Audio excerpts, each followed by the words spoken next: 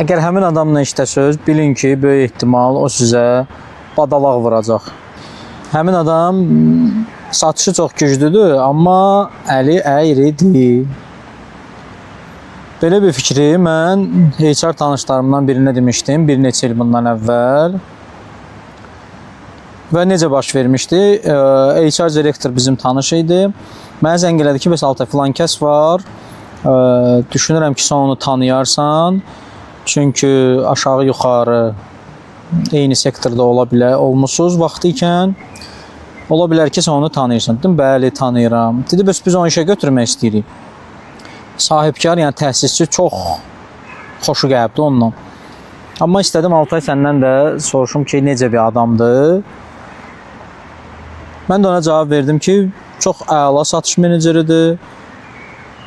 Qəşəng satır, amma bir əmması var. Əli əyridir. Əgər sizin sistem onu idarə edə biləcəksə, o işçini götürün. Dedi, bəli, bizdə sistem var, hər şey əladır. Üstündən düz 2 il keçdi. 2 il, cəmisi 2 il. 2 il keçəndən sonra həmin HR-a mən zəng elədim ki, salam əleykum, necədir vəziyyət, nə edirsiniz? Həmin insanla vəziyyət necədir? Deyir ki, həmin insan gəldi bizdə bir il işlədi, müəyyən bir müştəri portfeli özü üçün yığdı, bəziləri bizdən, bəziləri özünü gətirdi, yeni müştərilər. Onların hamısını götürdü, getdi, eyni sektorda bir şirkət açdı. Və üstə gəl, şirkətə də nə qədər borcu var idi və həmin insanın da prokuraturaya da vermişdilər, səhv eləmirəmsə, həmin insanı.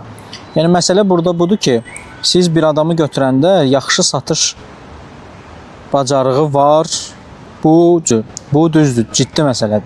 Amma ilk növbədə həmin insanın şəxsi keyfiyyətlərinə düşünürəm ki, fikir vermək lazımdır. İlk növbədə şəxsi keyfiyyət elə bir şeydir ki, o çox qəliz öyrədilir və yaxud dəyişdirilir. Bəlkə də heç mümkün deyil. Amma satış bacarığıdır, digər bacarıqlardır, hard skills'dır, soft skills'dır. Bunlar öyrədilə bilən məsələlərdir.